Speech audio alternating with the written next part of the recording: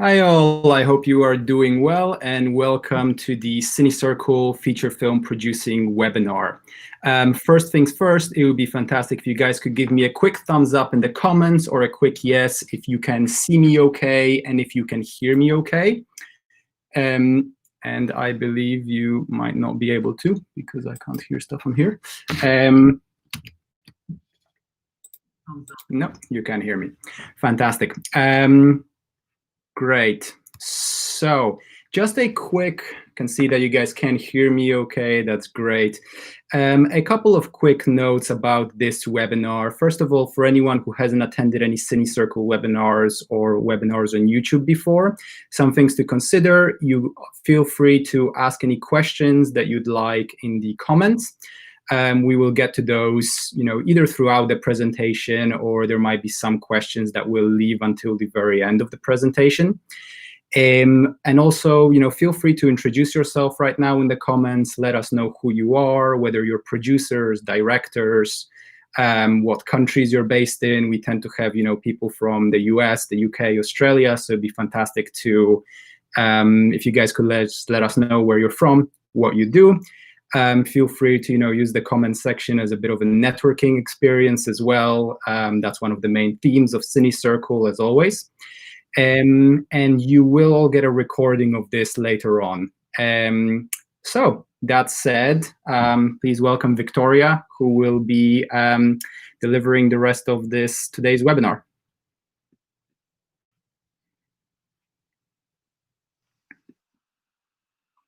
Hi, everyone. I'm Victoria, and I am here today to deliver this webinar. I'm going to admit, never done a webinar before, so this is all new to me, and I'm a little bit nervous, but I'm sure I'll get into my flow once we're going. So yeah, I am a film producer. I've recently produced my first feature film, County Lines. It was due for release in April, and the BFI acquired it and was due for release, cinematic release in April. Sadly, obviously, due to all of the fun of coronavirus and the closure of cinemas, it got postponed and then was rescheduled for release in on the 20th of November.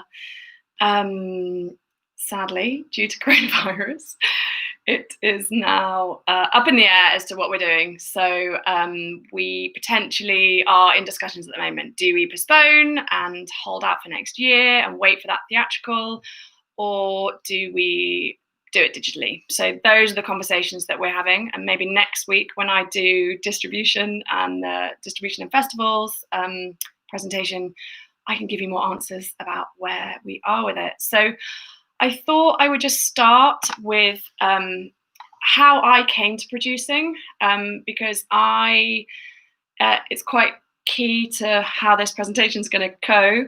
I'm completely untrained. I didn't go to any film school. I haven't done any producing short courses or anything. I trained as an actress. I started producing short films to get more screen opportunities, and then realized that I really loved it and enjoyed the creative process and being more in control of a piece and how it all came together. And then realized that I was, quite good at it. And so I then decided I wanted to learn through doing, and learn through, I thought the best way for me to get experience was to see other people doing it. So I started trying to get assisting roles, and I assisted Pete Chanine who's from Blueprint Pictures, who have done the Marigold Hotel films. They did, and the film I assisted them on was the Riot Club. I assisted him, and then I assisted the director through post-production. I then had to have another stint of temping because, the work doesn't always flow that well. And then I assisted Simon Curtis on a film called Woman in Gold. My hint and my tip with that is to make yourself indispensable, because I was supposed to work with him through pre-production and production. But then they extended my contract and they took me to Vienna, and then they extended my contract again and took me to LA. And then once that gig had finished, Simon took me on to do a TV development role with him. So he had a first look deal with Big Talk Productions, and I worked on that with him. So working with writers, both emerging and established writers in film and TV and theatre, developing drama projects, which we took to Big Talk Productions. They would have a look at them, see if they wanted to develop them any further and commission them, and then we could take them elsewhere. So I spent 4 years working with Simon on TV, which was an amazing experience, getting to know TV rather than film, because my experience obviously all been in short films and film, feature film. So I worked with Simon for 4 years, and he was brilliant, and he gave me the opportunity to develop my short films at the same time. So whilst I was working with him, we had 2 short films that we got off the ground. One of them was County Lines, a short film version of County Lines, which we then expanded into a feature-length film. So all of that and that journey from the short to the feature is going to be what we cover in this presentation. So I will carry on. Okay, so where I feel, sorry, this is really small. I'm just going to try and make it bigger so I can see my presentation a bit better. Bear with me 1 second. Can I make this bigger?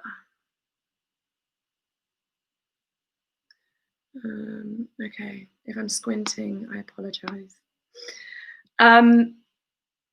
Okay, yeah, so as a debut feature film, it's just going to be the hardest thing you ever do. There's no getting around it. It's really tough, but one of the things that we found really beneficial when getting County Lines off the ground was trying to find your hook. So we had another film so my husband is a writer-director, and we had developed the projects together. So we had a film that we were trying to get off, and it just wasn't going anywhere. And I think the error with it was we kind of went, let's make a thriller.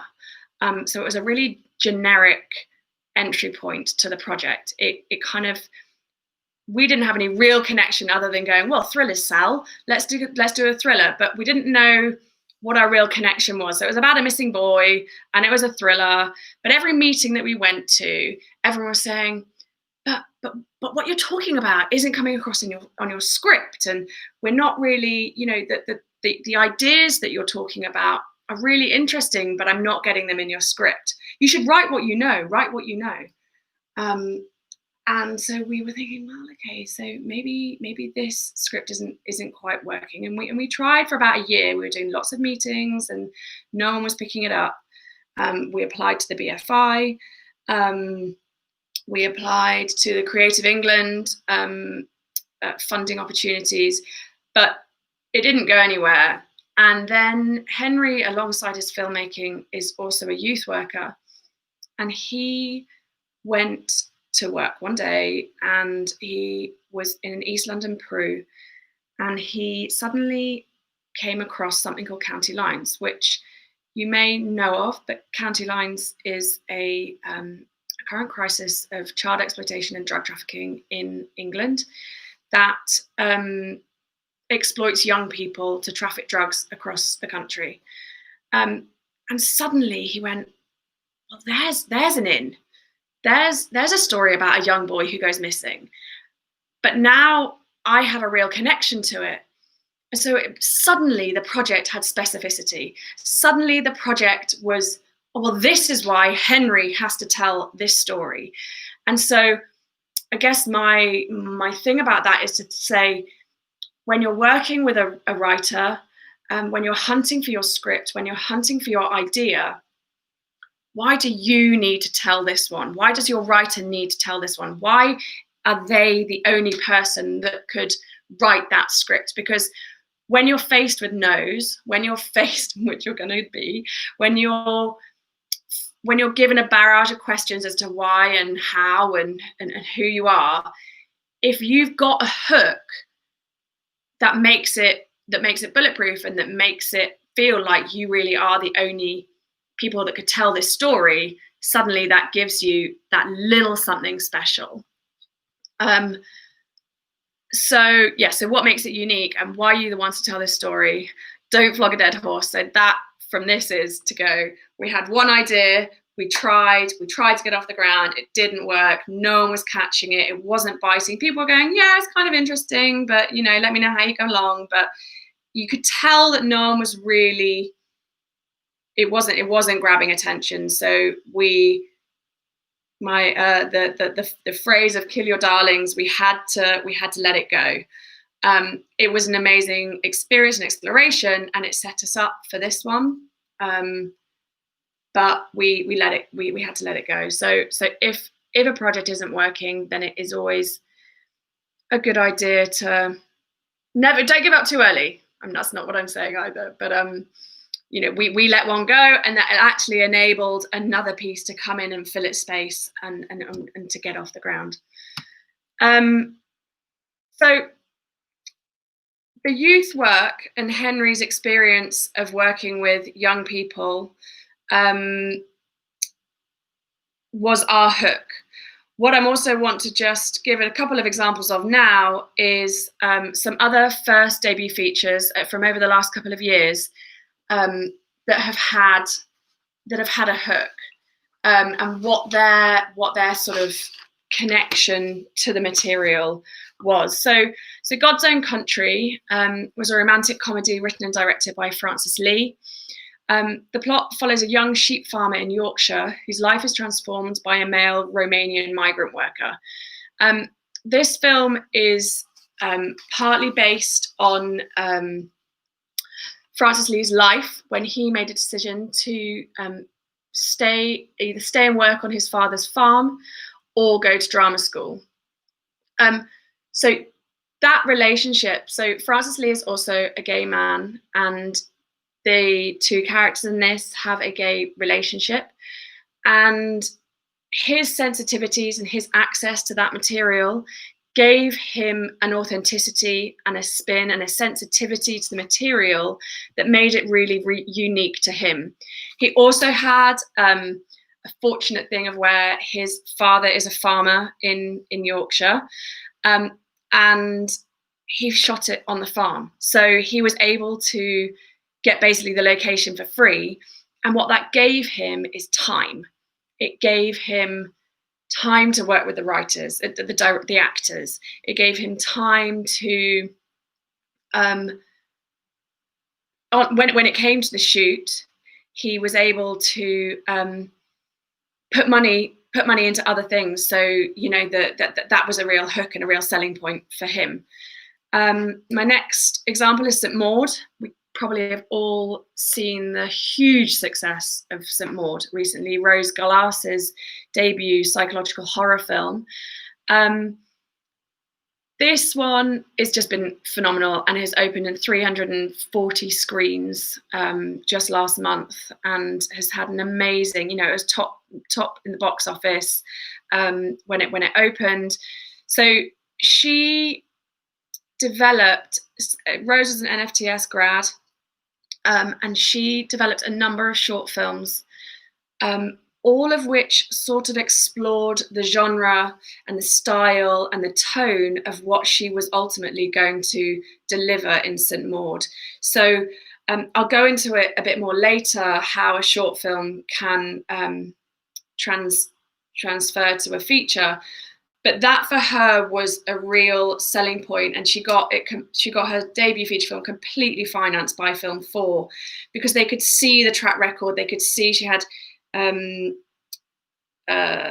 festival success, and she had explored a number of, like, the character, the sensitivity of it. She proved she could do horror, and that was a real sort of when investors came along, that was a real selling point for them, and they could see how it could get made and how she'd be able to explore those characters in the feature film. I'm slightly annoyed. I seem to have lost my Blue Story slide, which was another one, a film by Ratman, and that is a classic example where he did he had a YouTube sensation of something called Shiro's Story. He had over, I think he had over about 7 million viewers of his YouTube sensation, and it's narrated by him through rap. And they made the YouTube series on about £3,000, but it blew up on YouTube, and off the back of that, he got signed by Jay-Z's Rock Nation and Island Records, and then Paramount Pictures and BBC bought the right for the feature film. So that was another one. So that was Blue Story. Apostasy. I'll just quickly go through these, but Apostasy. Daniel, the writer-director, he grew up as a Jehovah's Witness, and this feature film is all about a young girl's journey as a Jehovah's Witness. And again, he told that story, and he had access to the material that just made it absolutely right for him to tell the story. I'm Not a Witch. Rungano Nyono, this was her debut feature, and it premiered at Cannes. And she traveled to Ghana and spent time in real witch camps, observing their daily life and their rituals. So I've got a couple of other examples, but I feel like I'm getting the point across that when you hunt as a producer, as a writer, as a director, when you're hunting for your projects, it's really important to find your connection to the material, so that when you're selling it, you make it so they can't say no. Okay, so then we come to script. So when you're developing as a producer, for me, my years doing TV development with Simon was an incredible basis, because I read so many scripts. I read TV scripts, but I also read film scripts because he was being sent them all the time. And my script analysis really, really developed. So if I could say as a producer, if you can just be reading scripts now, that's either from scripts that are submitted to you, or you could get in touch with agents and see whether they've got some young writer-directors that are looking to attach producers, or even if it's just going onto, I've got a couple of links there, where they just, there's just hundreds of scripts online that you can go and you can read, and you just understand why it works, understand what appeals to you, understand what, is there a particular taste that you have, and is there a particular thing that you're drawn to, and trying to analyze them, even if you could go and write notes. So you go, right, okay, so this is the tone, and this is the premise, and this is the plot. So those are the things that you can really start mining down and understanding how films are structured. So you could look at the 3 acts of a script.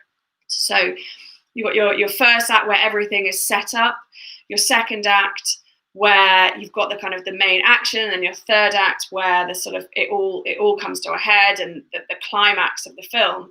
And if you can analyze it in films that you love, like if you really love a particular director, go and look at that script and read it, and then and analyze it and work out why it works.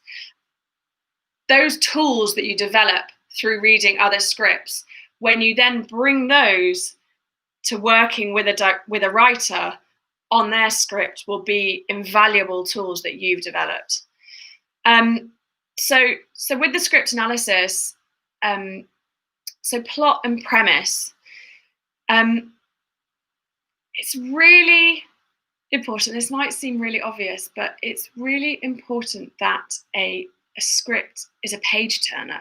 no matter the genre, no matter the no matter the genre, whether it's a romantic comedy or whether it's a thriller or a drama, a period piece, it's got to be a page turner.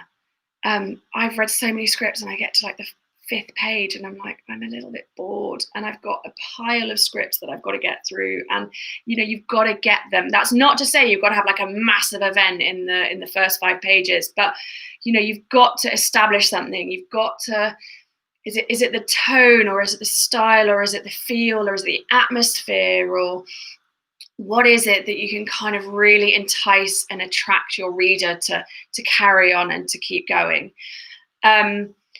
So also then thinking about your plot and your premise, thinking about what are the rules of the world. So, if you're doing a ghost story, what are the rules of those world? Or if it's a sci-fi, what are the rules? And it's, you want to make sure that they make logical sense. That's not going to say it's all going to be like absolutely real or truthful. A film could be set in space, in a world of monkeys, whatever that is. But then within that world of monkeys, the rules that you set up have got to go through and to make sense throughout the piece. So ambiguity, I think that's also is a really interesting thing to look at. So, a piece could be ambiguous, and you might want to give a lasting impression that your audience is working for something and they're having to figure it out. But as the writer, you really need to know. So you need to know A to B to Z, am I American? A to B to Z, through to Z, but you can leave it open to question. But I think if you're unclear, then the audience will be like triply super unclear. One thing that we always got told in regard to plot, something that we came up against with County Lines, was that it was a really UK-centric film story. So we were told that, we kept hearing, it's about young people and it's about drugs. But what they weren't realizing is, because of Henry's 10 years of experience, 11 years of experience as a youth worker, that gave us an authenticity and a different way and a different style.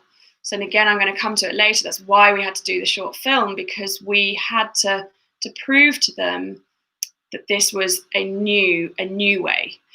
Also, in your script analysis, you need to think about character.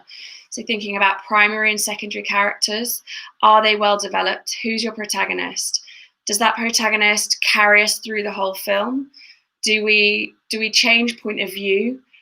All of those things are really fine, but they need to be explored, and they need to be your secondary characters, for example, need to be as well developed. They might only feature a tiny bit, but we need to understand the function of each character, and it might be that we could merge characters together. It might be that we could, and as your producer, when you're working with your writer, you need to help them see, in a way, what's the simplest way that we can tell this story, and how can we really make the characters and the tone and the atmosphere serve the purpose of the story.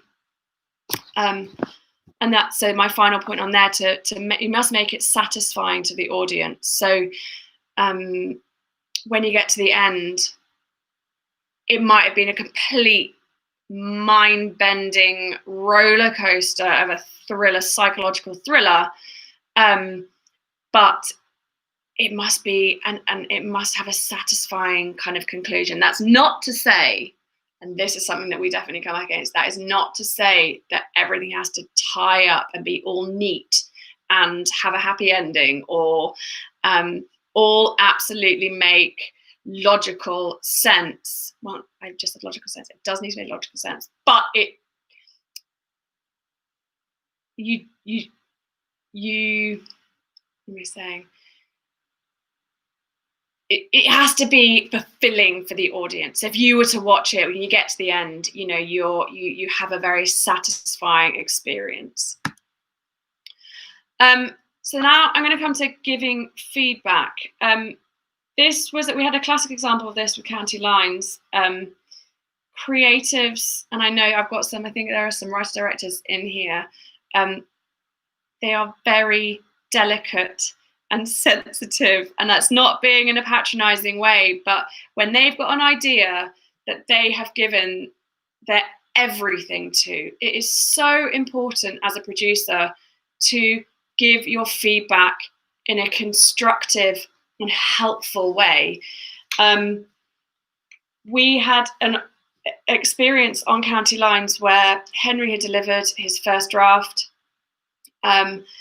and then we gave him some notes, and then he went away and he went off and he wrote on, kind of completely rewrote and delivered a 120-page draft. And he sort of completely started again, and he'd gone this whole massive, from brought in a whole new characters and a whole new scenes and experiences. And he kind of did go a bit off track. He went down a little bit of a rabbit hole. So we needed to delicately bring him back. But my producing partner in that moment kind of was a little bit like, you've thrown the baby out of the bathwater. This is, you know, it's a total disaster. You know, we need to go back. And Henry's back completely went up. And as you can imagine, it just wasn't the way to give that feedback, because from that draft, whilst we didn't, it was 120 pages and we probably threw away 110 of them. But what we got is we got one scene that is now one of the most important and pivotal scenes in the film that we ended up making. So, you know, you as a producer need to understand the purpose of each draft. And it might be that you only use 50%. It might be that you use one character. It might be that that you explore, that you really get the atmosphere of the film. Your job as the producer is to welcome that draft, to appreciate all of the hard work that your writer has done, and then help them to then craft and sculpt it, and to bring them back on track delicately, and enable them to really achieve what you believe they can. Because if a writer director or a writer has sent you a script and something has connected you to it and you've decided you want to develop it, it's appealed to you on some level. It's appealed to your taste and your favor, and you believe that it's going to work in the market. So being good for your debut, there's a lot of good films out there, but for your debut particularly, you need it to be outstanding.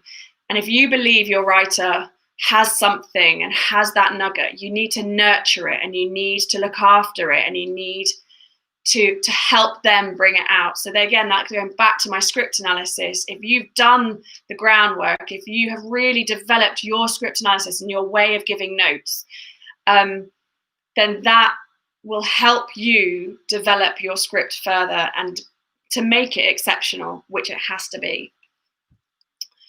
I've got another point on there that says never think we'll fix it in post. So that is something that you need to think about throughout, from script through production, through post-production.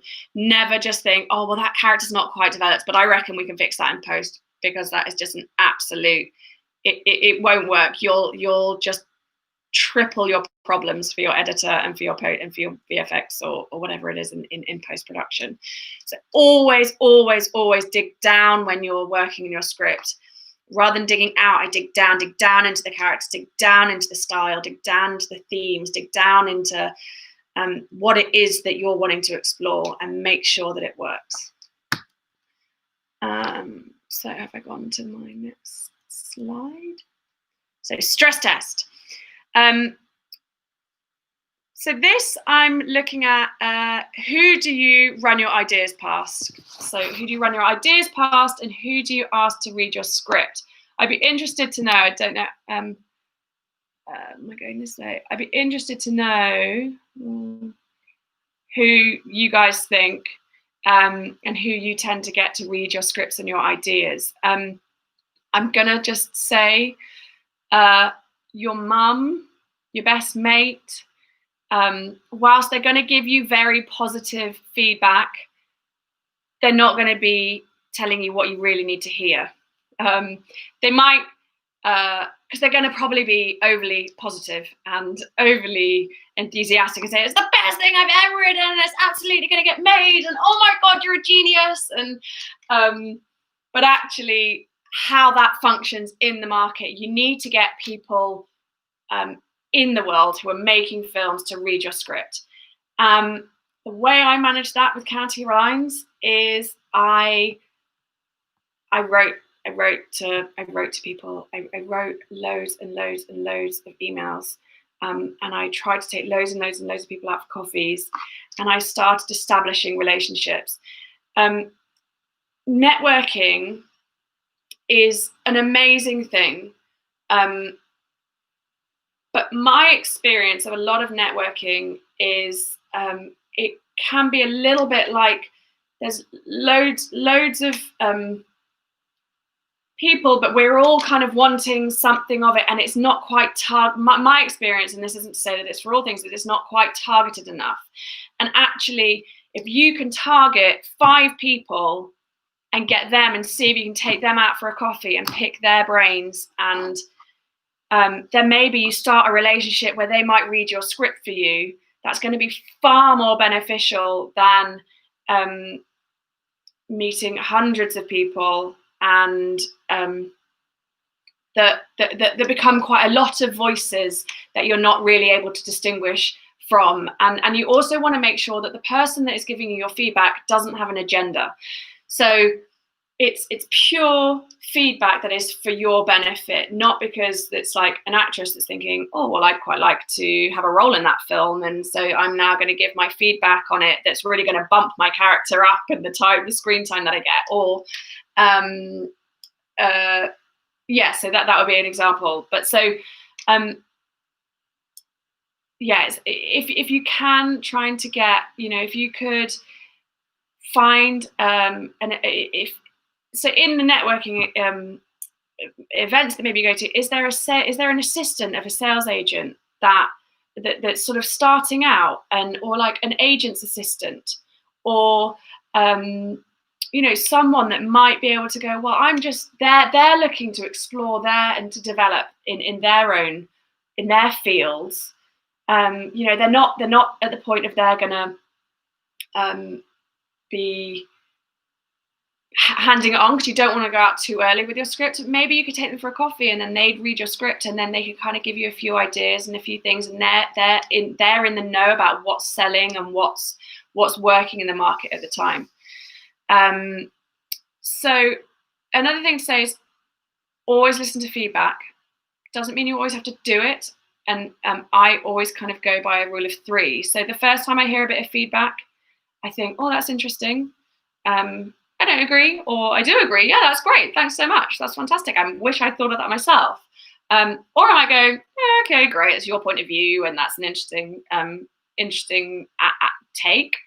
The next time I hear a similar piece of feedback, I'm like, oh, okay, my alarm bells are going off. Third time I hear it, it's got to go, or you've got to change it, because if number of people are picking up on a similar thing, it probably means that it needs to be addressed. So that's one thing I look at. So genre, my taste. I'm a drama girl. I think that's probably the actress in me. I hunt out character-driven dramas. That's absolutely what I love. It's what I love to watch. It's what I love, and it's what I've been drawn to make. It's the scripts that I'm really drawn to. So, as a producer or as a writer director, because I know there are some on, thinking about what is it that you really love. So and then exploring that. And I think going back to the thing that I was saying earlier about, you know, like with Rose, with St Maud, if I'm going to be honest, so St Maud is, you know, she honed that skill, so she knew like horror, psychological horror, that was her world, and that's definitely, you can probably see that's what her second feature is probably going to be in. When I receive an email from a writer, it's like, I've got a rom-com, and I've got a psychological thriller, and I've got a sci-fi set in space. I'm like, wow, that's really interesting, but you must be an absolute genius to have an understanding to grapple all of those things. And I guess maybe you're spreading yourself a little too wide, and actually we need to really hone one of those tools. You know, once you've done 4, 5, 6 feature films, then fine, you can probably dart around all over the place and do anything you want. And, you know, a number of filmmakers do that, you know, and they surprise us with where they go. But with your debut, I would say make it that you're being clear in your choices. And then, because then you can really know your audience and you can really know their demands. You know, the demands of a drama. So, you know, it's going to be character. It's going to be, you know, it's going to be performance. You know, the performances of a drama have just got to be so spellbinding, because they, you know, that is what's really going to allow it to sing. You know, for a sci-fi, you know, the VFX, those, so, you know, a sci-fi, you've got to think when it comes to then the budget, it's going to be VFX heavy. So, you know, and how can you as a visual artist really kind of allow that those worlds to sing? A thriller, you know, is your script, are you on the edge of the seat? Are you turning the pages and you're like, oh my god, what's gonna happen? Because that's really thrilling. A horror, is it scary? If it's not scary, if you're not jumping out of your seat, if you're not gonna know what's behind me, then, you know, you've got to, those sort of things. A comedy, am I laughing? I mean, it is just so key. If you're not laughing when you're reading a script, it's just not funny, and it won't be funny on screen. And so I know they're quite simple things, and of course there are a number of other genres, but, you know, when you come to approaching it, for me, when I'm coming to approaching it as a producer, it has to tick some of those boxes. As I say, I hunt drama. I'm a fool, because it is absolutely hands down the hardest genre to sell. When you go to Cannes, when you go to markets, there are genre pieces everywhere. Like, they are the ones that sell. So, you know, that's why we got into the pit, but that is why we got into the pickle of sort of when we first started like, oh, let's make a thriller, because, you know, that's going to sell, and but we didn't have our route into it. So yeah, I think find your genre, be specific, work out the demands of what that is, and you know, really hone into that. And then when you're choosing working with your writer, allow them to dig down into that and to really, really mine it and understand it. That is, because it will make you much more attractive. Whilst you might think, oh, well, I've only got one project, but to an investor or to a commissioner or to one of the main institutions, if they go, oh, but now they're really honing that craft, and I can understand as a debut that they're developed and they're educated in that particular area, it's much more attractive to them. So now we're going to go to grabbing their attention. I'm just going to have a sip of water because I'm talking a lot and I'm thirsty. So once you've got your idea, you've got your script, you've now got to make it ping, and this is going to be, the next couple of slides are going to talk about the additional material, the supporting material that you can send along with the script. So, as I said, we made a short film of County Lines. This is because, as filmmakers, we had little experience with successful short films. We hadn't had funding from the BFI or Creative England or Film London. We hadn't had any major award wins at festivals. We hadn't even particularly had a huge amount of festival success with the short films. I mean, I don't mean to undersell ourselves, but we really hadn't. And I guess if anything, it should be a really positive thing to go. So we didn't have any of that, and we still made our feature film, and it's still getting a theatrical release. So, you know, you can do it too. Drama, as I've said, is one of the hardest ones to sell. So we made our short film to be able to show the financiers what we were trying to achieve. The short film also was going to have an opportunity to go on and have a festival life of its own. So that could be running along concurrently. I mean, in this crazy example of County Lines and our short film, it's also screened all around the country, which has become quite a talking point when it came to investors and everything, because Henry has traveled the country delivering County Lines training and awareness sessions. So he screens the short film and he presents, does a presentation analysing the film, and then his talking about his experience with working with young people involved. So that is actually a really unique thing about our short film. And it's become a real talking point when it's come to when we were going and meeting sales agents and meeting distributors, and we could be like, well, you know, the short film, and we're galvanizing audience, and we're getting it out there, and people are now getting in touch and being like, when can I see the feature film? So, you know, if you can create a short film that generates interest and attraction, and like, for example, Blue Story, which, you know, had the YouTube sensation, then that will be could be a really beneficial way. So, so it was also an opportunity, the short film was also an opportunity for Henry to work with the key HODs, which we took on to the feature film.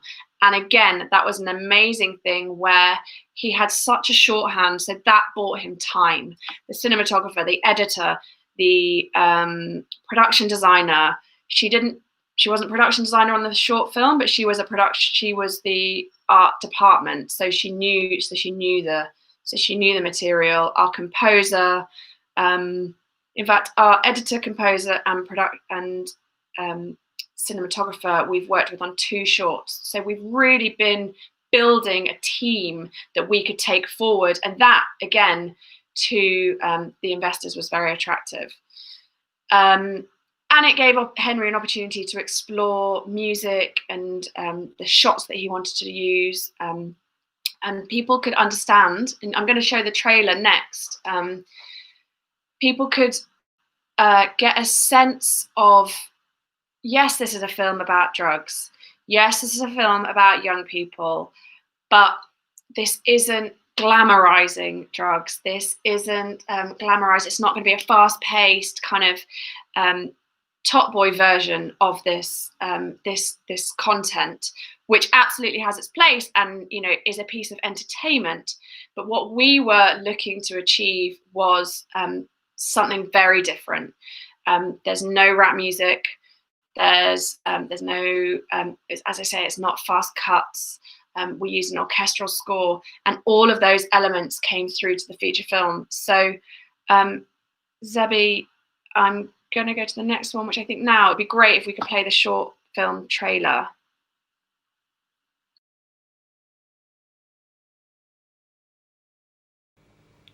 How old are you? 14.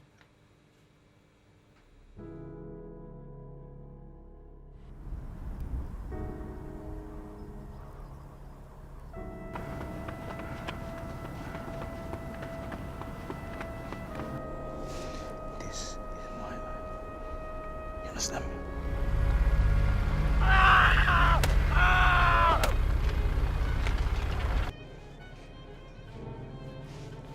Mama, messed up.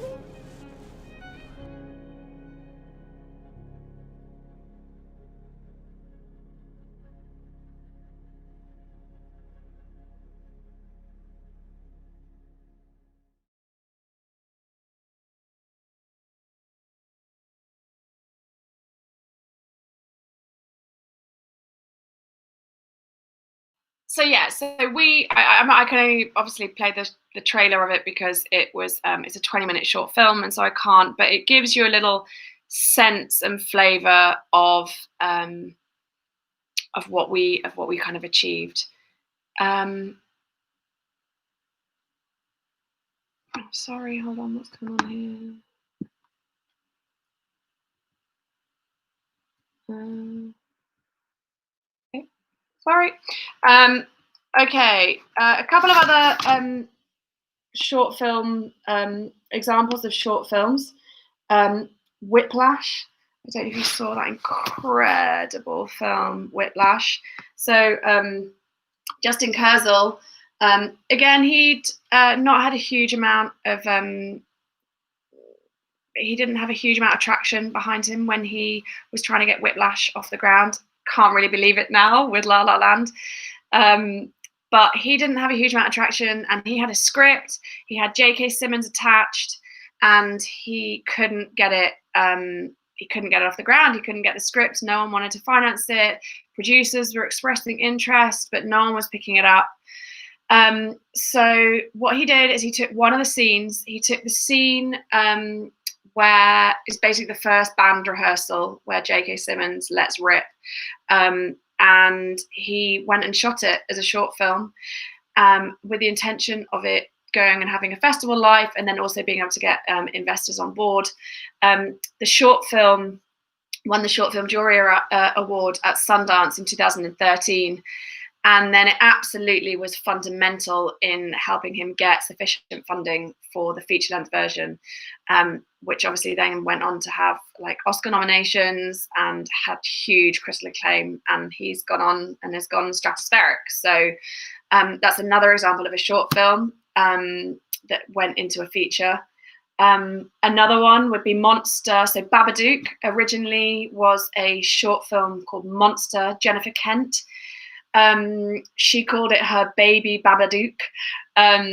Again, this was her exploring tone and atmosphere, and there's a real huge amount of parallels that went from short film to feature film. She also used the short film as part of her Kickstarter campaign to help raise money for the for Babadook. It raised her an extra $30,000. So there's another example, two more examples there of short films that really helped get features off the ground. So a visual medium obviously is really helpful. We work in the visual, we're working in the visual medium. So a short film can really help show your director's vision of what they're hoping to achieve. Another thing to sort of get your head around is the pitch documents. So I have discovered this amazing website called Adobe Spark.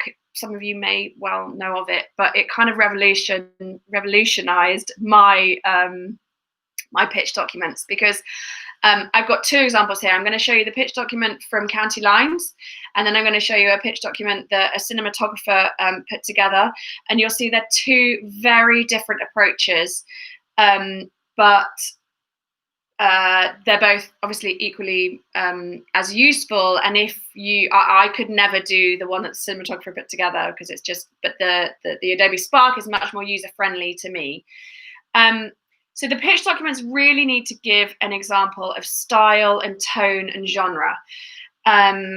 The things that you should be including would be your tagline. So your tagline is one or two sentences that absolutely sums up your feature film. So if you were there's always said, I mean, if you were in a lift and you had 30 seconds to pitch your film, what would your sentence be?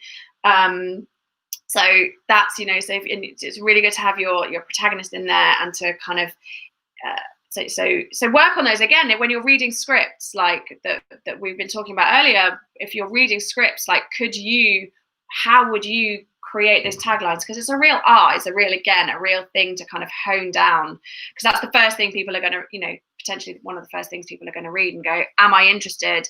Does that appeal to me? Is that something I want to read about more? So your synopsis, the length of your synopsis should can vary quite dramatically within pitch documents. If you have a script, your synopsis could probably be like one side of A4. If you don't have a script, your synopsis is going to be far longer because it's going to be far more detailed. You're really going to go maybe point by point. So yeah, the synopsis, your director's vision.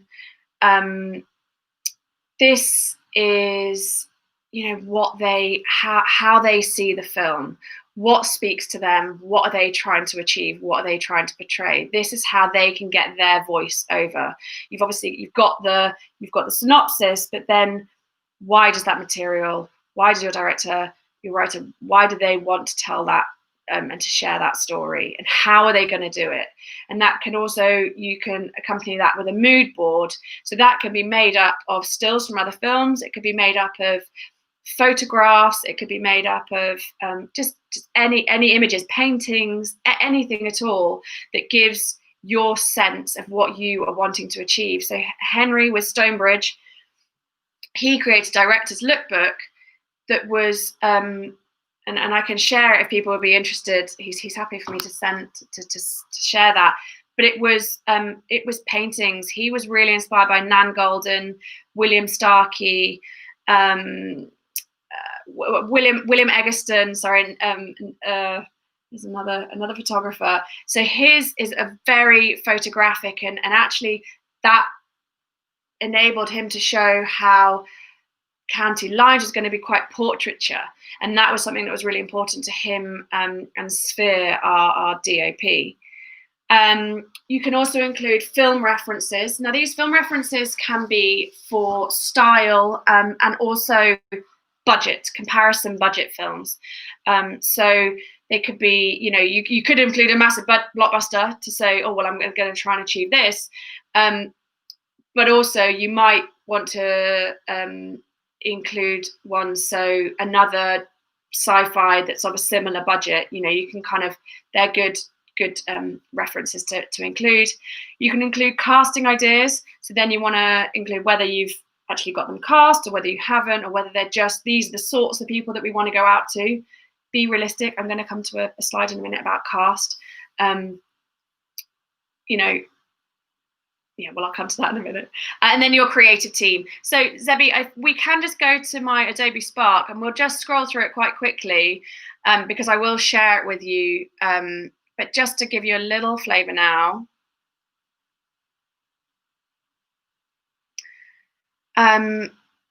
So yeah, and just sort of scroll through. So we started, we had a little, here's our tag, this was a tagline. This changed, the distributors when they came on board, they've changed our tagline, but this was the one that we were sending out.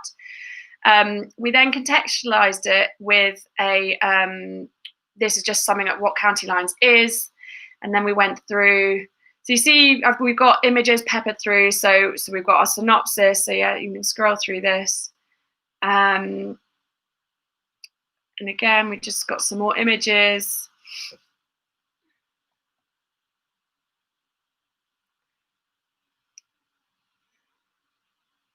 So our cast, so with their biographies. And then we went on to, we had a little bit of a mood board. Again, we can share this link with you so you can have it. And then we went on to our creative team. So we have the writer director, the two producers, and our executive producer, Christopher Grenier Defer. And then contact details. Obviously, you need to have contact details at the bottom. Hopefully, I've got my contact details on there. No, I don't. So put your contact details on. Obviously, I was sending it by email. Oh, I do. Good. Okay. Right. Thank you. Okay, so moving on. Well, just so this is another example. We've got Group B. We're gonna just show you this one. This is, so here is another example of, so this is Nick Rowland's. This is actually for a short film, but I thought it was a really good reference because he's obviously gone on to make Calm with Horses, his debut feature film, and this is just a beautiful lookbook. I just think this pitch document is so lovely, and the way that they use the images throughout, so you really get a sense of tone and of atmosphere from the images that they create, and they embedded the information that they had onto the images much more. So if you're more savvy with sort of creating documents, then this is another way that you could kind of make them work. And again, we can share this one with you.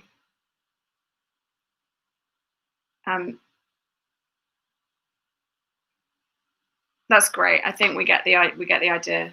So I can share both those documents with you. I have a question.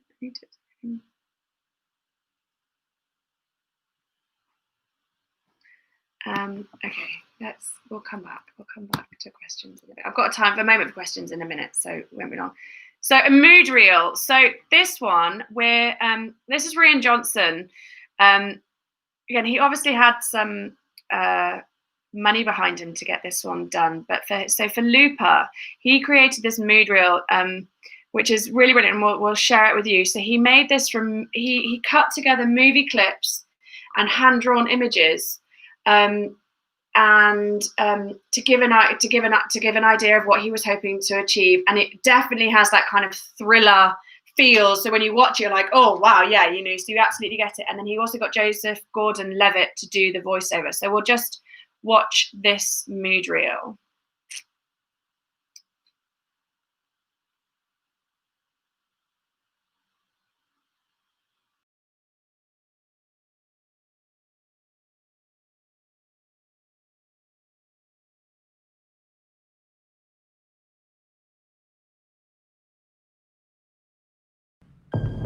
Time travel has not been invented, but in 30 years it will be.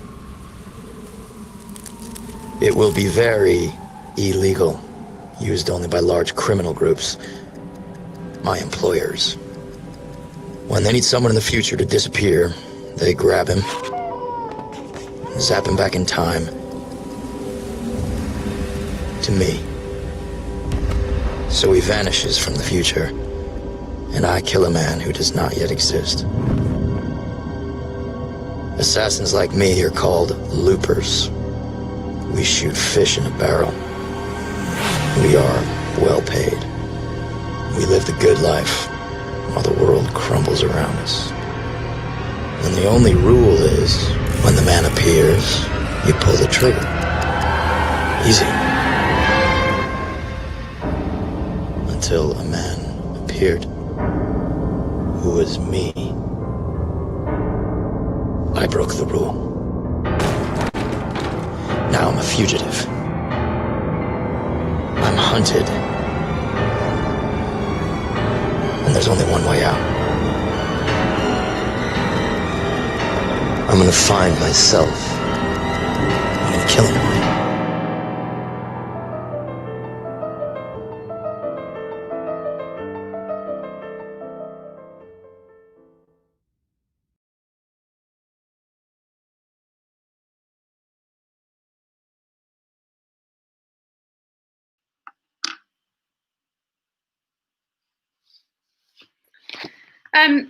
Yeah, I mean, it's just epic, isn't it? I'd fund it.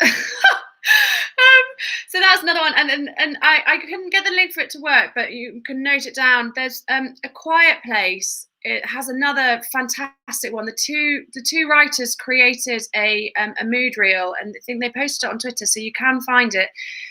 So it was before Emily Blunt and the director came on board. And they before the studio came on, so they did another a mood reel, and it's a really good one to watch. So there's another example. I'm sure there's loads on the internet, but they're just two that you can try. Okay, so cast. I just want to, there's just a couple of tips, I suppose, I want to say about cast, and just being realistic about your cast. On your debut feature film, if your budget is, so our budget was £430,000, and it creeped up. It's just under the £500,000 mark now, just because it, things always cost a bit more. But be realistic on your cast. Okay, there's always the potential that yes, you might get Jennifer Lawrence, or like yes, you might get Hugh Grant or Kate Winslet to do your film. But know that every offer is going to take weeks for them to come back to you. B, if the miracle did happen and they did do your film, you're probably going to get, well, A, you wouldn't be able to do it on a £500,000 because their fee would just way outdo that. So your budget's going to go up massively, which means the pressure that's going to be on your director is just going to explode massively. You're not going to get so much time because their schedule is going to be really restricted.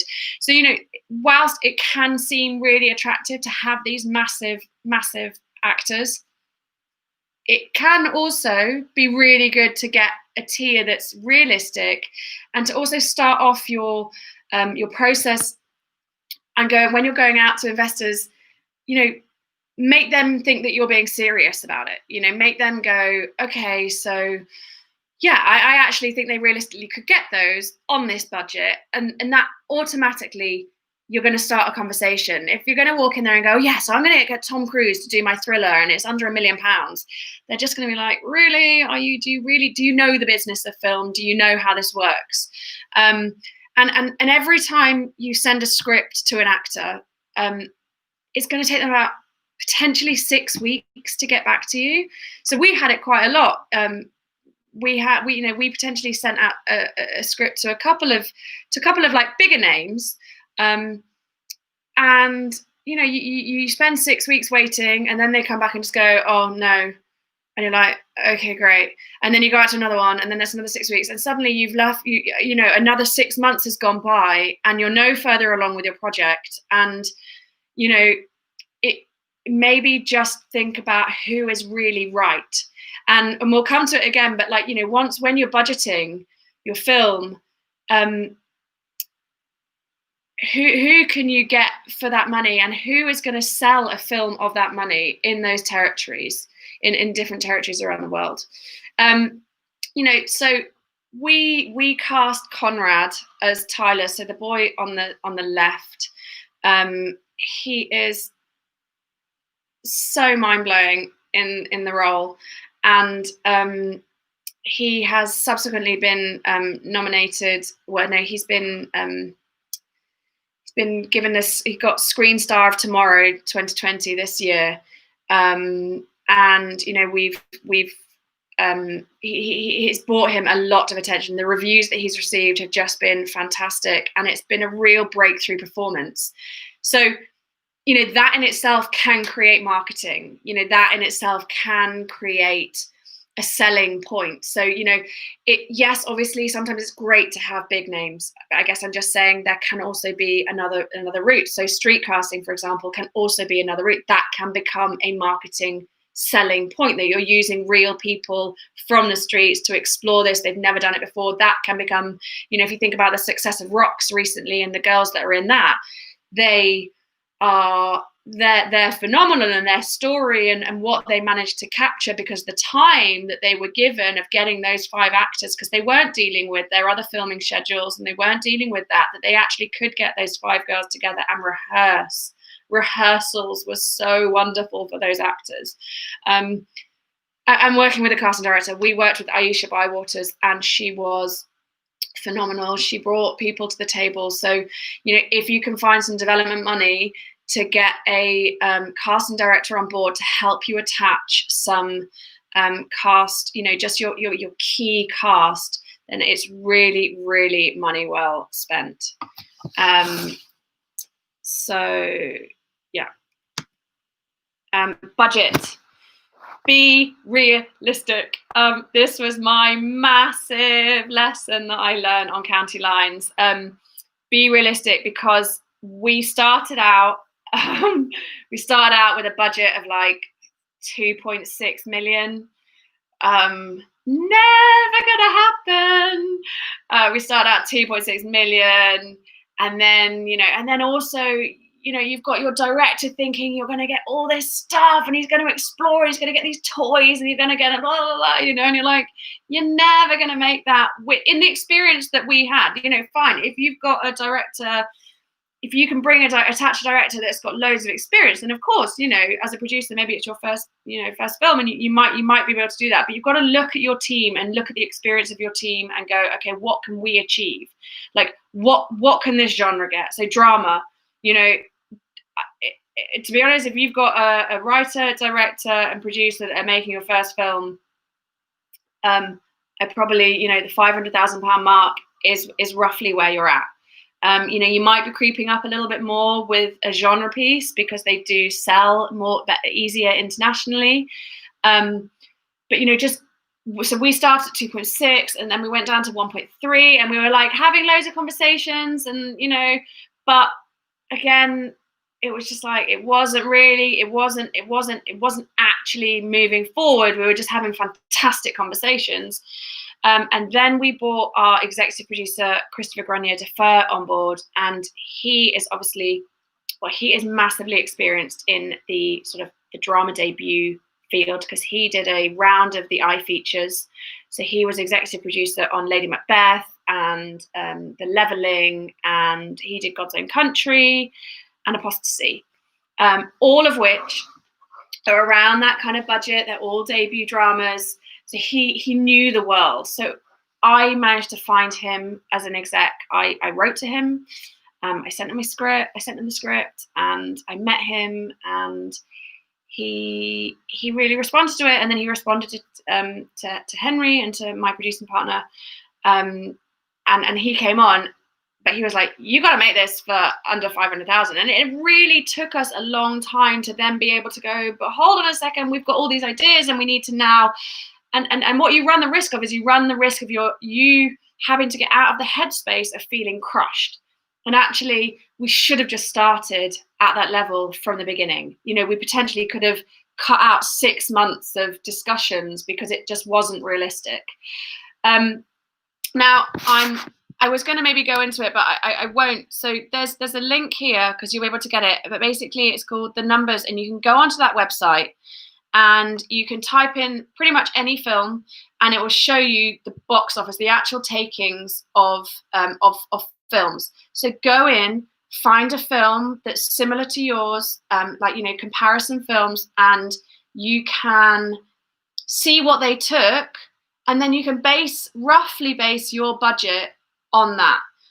Another good tip is to find somebody that has budgeted a film at that level before, or of a similar size. So, I had never budgeted a feature film before. I budgeted short films, but I'd never budgeted a feature film. So I could have done it, but I mean, I could present it to someone and them go, yeah, but I mean, how do you know you can achieve that for that? Or how do you know you can achieve location, or you haven't even included the auditor, or you haven't done this or that or the other. So if you can find someone, you might be able to just pay someone a little bit of money, like a line producer that might prepare you, or get into conversations with a line producer who potentially you might work with down the line, and they could create you a budget, a realistic budget of what they think you could achieve that for. Then that's a really beneficial thing, because then you can say to somebody, oh, look, well, so-and-so did it and they budgeted X, Y, and Z, and they delivered those projects for that amount of money. So suddenly your budget is a trustworthy budget. Know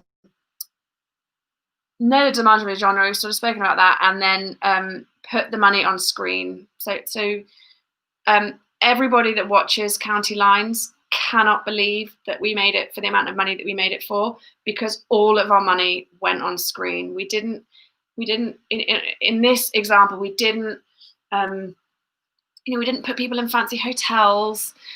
We didn't give people dressing rooms, their own individual dressing. Well, they had a dressing room, obviously, but we didn't have all the frills and the fancies of, our catering was pretty budget.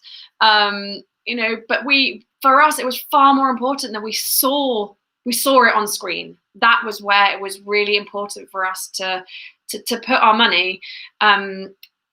there are things, of course, there are things that come along and they suddenly bite you, and you have to spend money on them. Suddenly you need a generator in the middle of a field because you've run, or whatever it is. You're going to come across stuff that takes money off screen. But really try, when I was going back to cast, when I was negotiating one of my cast's contract, it was literally like I was trying to negotiate a Marvel deal on a low budget indie, and his lawyer was coming along and being like, well, we need this and we need that, and he needs his own private room, and he needs first class this, and he needs da da da, and I just had to keep going, no, I'm really sorry, I can't do it. No, I'm really sorry, I can't provide that. And well, if our distributor, when they come on board, it's down to them whether they're going to do the premiere tickets. And you have to really stick to your guns and be willing. And I almost got to the point where I was willing to walk, because I had to stay true to what we could do. And people will try and bash you and get things out of you. And as a producer, you need to stand fast and you need to say, no, I'm really sorry, I can't do that. We paid all our cast equity minimum across the board. And we didn't budge, and everyone was treated the same as well. Everyone was treated the same. So, all our cast, all our HODs, everybody was just treated the same, and that was really important for us, because then no one could kick up a stink. No one could say, oh, well, I want to get this and I want to get that, and da da da, because you were like, well, it's all favored nations. We're all on par here. So this is just a quick slide. So the chain of title is something that you just really need to. It was something I struggled to get my head around of exactly what it is, and I think it's just sometimes quite good to just go through sort of some of the documents that when you're going to go out to financiers, you need to absolutely know who owns the rights to the film, basically. So you need your rights agreement. So you need to have a rights agreement in place. So they will grant the certain rights of the script to your production company, and give you the right to produce the film. And you'll also have a time in which you have those rights. So you've got 3 years to then be able to get the film off the ground, at which point the rights revert to the writer, and then they can go off and somebody else can try and do it. Hopefully you'll have obviously achieved it. Your co-production agreement. So we did this. So I have a production company, Two Birds Entertainment. My producing partner has Loop Films. So we had to have an agreement between us about how the rights were sitting, and then we had to create a single picture license, a single picture vehicle. So we created a company called Broder Blake Limited, and that was set up for the production of the film. So we licensed we licensed the rights to the production company to make the film, to Broder Blake Limited, and then once it's all complete and it's all wrapped up, we then assign the rights back to our production companies. So it's just a very clear who has the rights, who's responsible, and you sort of need, like, there's a couple of documents, a lawyer can pull them up for you, or if you can find the templates, those are just some really key ones so that it's very clear who has what. Okay, so I was going to do some questions and then take a quick break. I just need to have a little quick 5-minute break just to get some water and stop talking for 2 minutes, and then we'll carry on. So if anybody has, let me have a look, if anyone has any questions.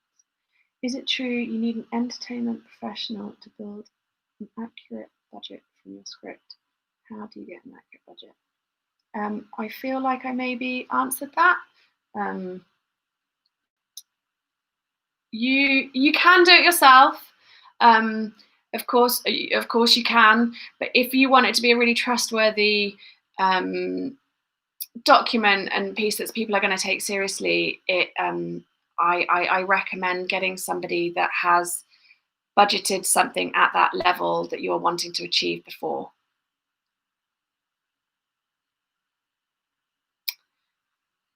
Yeah, sure. So someone just asked, is it worth looking for fundings for funding production in this period or not? Sure. I mean, I haven't produced anything in, stuff is getting made. Obviously, the major concern that you're going to have is insurance. But as a producer, I would say you are all about dealing with risk. And what you now have to do is deal with an additional factor of risk. So we have to put things in place to make people feel safe. That's what we do all the time anyway. We make people feel safe. We make people feel safe that we are looking after their money and that we are going to so with COVID, for example, we need to make our investors feel safe. We need to make our cast feel safe. We need to make everyone feel safe that it's okay. And stuff is getting made. It's slow. People are hesitant. People are, you know, one of my friends just is shooting something and it's got a 70-year-old actor in it. And when they were doing a scene and literally he was the only person that was allowed to be in the enclosure, because it was a room in a bedroom. And so he was the only person that was allowed to be in there when the guy was in there doing his scene. So, you know, everything is taking a lot more time. It's probably going to cost a little bit more money. Insurers are insuring things. So yes, you can.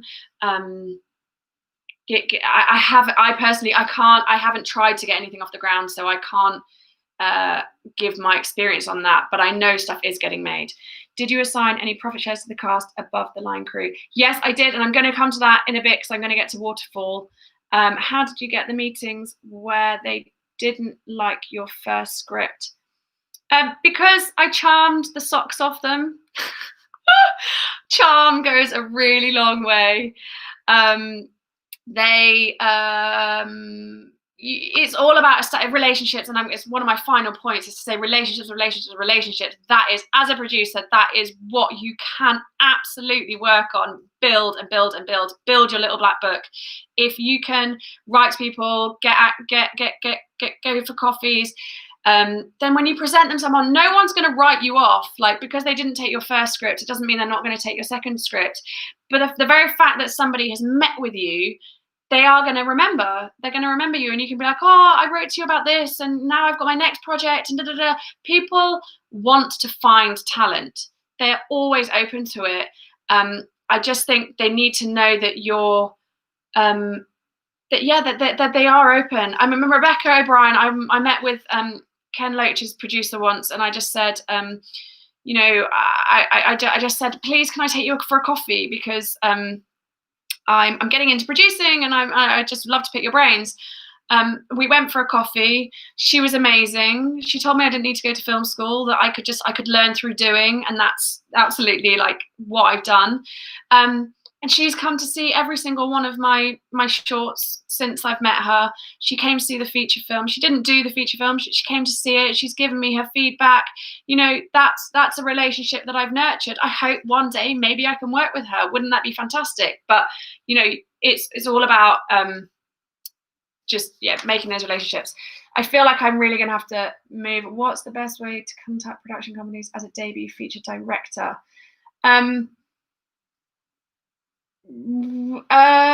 Write to them and send them your work, and maybe see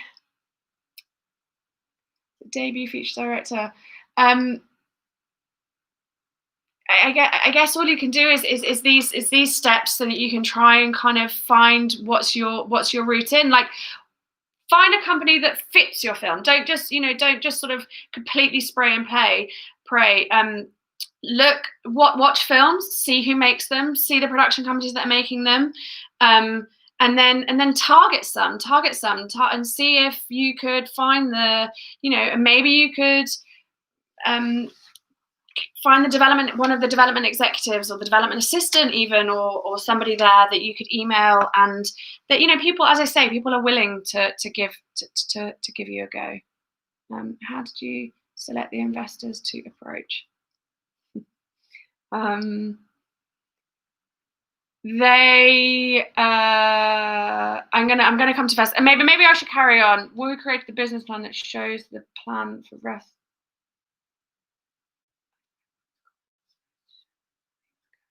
Okay, I'm gonna come to a lot of this stuff, so I'm gonna carry on.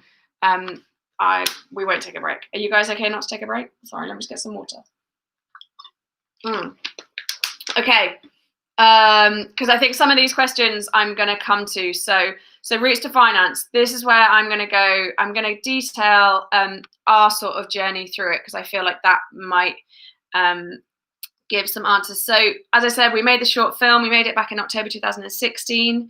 Off the back of the short film, my producing partner came on board. He helped us with some finance to finish the film, and then he commissioned Henry to write the script. We knew that we wanted to move fast. We didn't want to go into like development hell, which can really happen. Sometimes, you know, the major institutions are amazing, but we knew that County Lines, it was gaining press attention, and we wanted Henry to be the first one to tell this story. So Dave, my producing partner, commissioned Henry to write the script. That just got the ball rolling, and it got us a script to start going out with. We screened the short film in June 2016 and invited everybody and anybody that we could to come along. I have been inviting people to see our short films for a number of years. And, you know, suddenly we had a film that was a proof of concept for a feature film. So when that landed on their desk, it was interesting. And the turnout that we had was really quite incredible. After that, we started the meetings. So first up, I went to the BBC. And then these are a couple of companies, for example, like Vice and Pulse Films, because we felt like, so they were quite good matches because of the content of the films that they make. So, you know, I didn't go to Blueprint Pictures, even though I've worked with Pete Chanine before, but I didn't feel that it was a film that they were going to make. It wasn't the budget that they were gonna make. So, you know, I was targeted in my approach. So BBC took it. We entered into no, they didn't take it. So a development executive from the BBC came to see the short film. He loved it. He then wanted to read the script. We had a meeting with him. He gave us some notes on the script, which we then went away and incorporated. And then when we resubmitted it, sadly they didn't take it on. So that was a no, but we didn't give up. You're going to get a lot of no's, and you have to just develop a really thick skin and dig deep and carry on. And whilst it's really, you know, you have 24 hours where you crumble, but then you pick yourself back up again, and then you have to keep going because you believe it. I mean, this was our baby. This was mine and Henry. We knew this was our entry point, and we had to pursue it. So we then went to the BFI. We didn't go for development funding because, as I say, we didn't want to get into a very long, protracted process of that. Again, we didn't apply for iFeatures because with iFeatures, there's an element where you have to go back to, you almost have to be willing to go back to the workshop phase. And we didn't really want to have to do that with the script. So we applied straight for production funding. Sadly, we didn't pull that off either. So that took about 7 or 8 weeks. And then they came back to us. In fact, I think that actually took longer.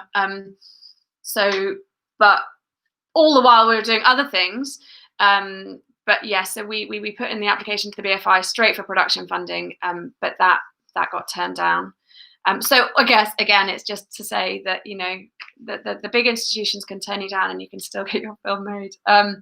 So Galway, I don't know whether you know of the Galway Film Festival, but it is an amazing, amazing market. It's basically like speed dating for film financiers. So you can, and the production finance market is a similar thing that's run by Film London. And again, you basically, you have to pay for it. It's not a huge amount of money, but you have to pay for it, and then they get you in front of financiers. they get you in front of sales companies, they get you in front of distributors, they get you in front of some production companies, they get you in front of people that are looking for projects. And you go and you pitch. I did the production and finance market. My daughter, my second baby was about 5 weeks old. So I kept doing meetings and then like having to rush back upstairs and breastfeed and then go back down. And it was just, you know, so it's it was an amazing experience. And you know, your pitching really develops, and that's their real opportunity of ways to get in front of people and then to continue the conversation, because the real key is to potentially do those markets where you can get in front of protagonists, you can get in front of Altitude, you can get in front of the BBC, you can get in front of these sorts of companies, and then off the back of that you can follow it up, you can follow it up, you can follow it up, you can follow it up, and they're the things. That's one way. So sales companies can come on board at different times. So we didn't get a sales company. We still don't have a sales company on board. It's something that we're still working on. So there goes. That is one route that it can take. They can come on board very early at the development stage. So at script stage, they could give money to develop that script, or they could come in for early development with script, or they could come on at late stage development and help you with trying to find some locations and a casting director and those sorts of things. They could come on and offer you an MG, so minimum guarantee, where they would guarantee the film they'll take the cast and they'll take the director and they'll take the script and they'll take the concept and the story of what it's about, and then they'll go, yeah, I reckon this film will definitely make $1 million, you know, in sales, and they'll give you that money, which can then go towards your finance plan. They obviously then have to recoup that back before you would ever see anything. That's like probably never going to happen on a debut. It certainly didn't happen on County Lines. Another thing that a sales company, if they come on board, they'll give you sales estimates, which they'll give you good estimates, average estimates, and terrible estimates. Terrible estimates are a big fat zero, obviously, that it doesn't make any money at all. And those estimates are very helpful when you're approaching financiers, because then they can go, okay, well, I will risk this amount of money because I know I have a realistic view that it's going to make X. So we sort of started approaching sales companies, around October. And then in November, we applied to Film 4. We again had really fantastic meeting with a development executive there. They gave us some notes. We went back, we incorporated, we went back to them. They didn't take it on. That's fine. We carried on with our journey. So there's SEIS. SEIS has changed, and I'm not going to go into it massively. It's something that you can kind of explore.